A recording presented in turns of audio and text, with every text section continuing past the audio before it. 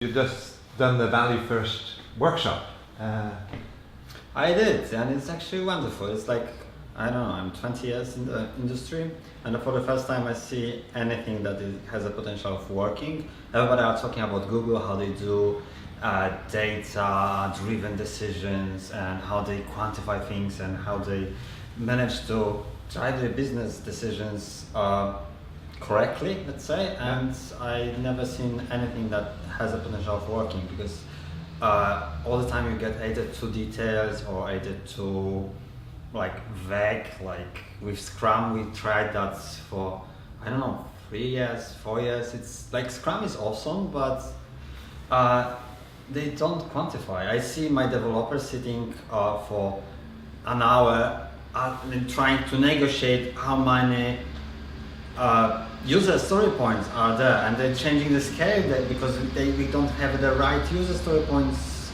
measurements, and there's and nobody is using that, and it's a constant trouble, especially with small companies. You try to do it yourself, and you think that I would be smart, I would do smart decisions, and then all you are left with is a gut feeling, and then maybe retrospectively thinking, oh, that was a good decision. But that's usually no. It's this is the first time I truly believe that I can use something and have a benefits out of that. It's fantastic. It is a kind of a aha moment. I really thank you for having me on this course. I appreciate that. Thank you. And who do you think should come and take the course? This is everybody. It's if you like to do things scientifically, that's a good thing, a good course for you, because there's a lot of people that love to have a decisions based on impulses. I feel it right, this is right, I'm just going for that. This is not the course for them, because they will just get mad. It's they want to have done it 5 seconds, and then this was the worst decision ever. Fine, they will correct it later. And this is how people quite often iterate and operate. So I think it's for people that really like to have meaningful discussions, especially if you are if you have I had business partners, and we sometimes end up for hours talking about something that we didn't have the number for.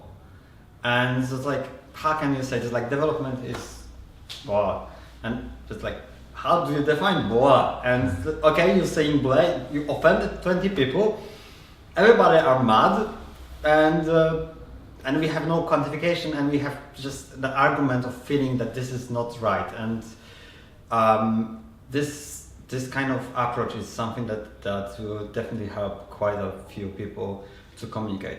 I see it as mostly as a communication tool, which is a very very powerful.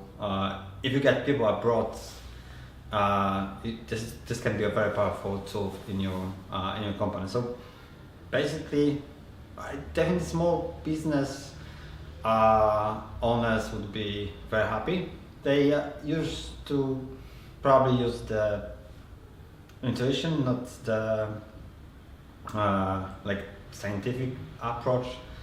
And actually, every startup owner, if they had a look on the lean startup, and it's yeah, this is awesome, this is so exciting, I'm going to do the thing, and then it's how to start, it's how to measure these things, how to make how to make the experiments matter. This is something that actually fills the gaps that are left after you read that book.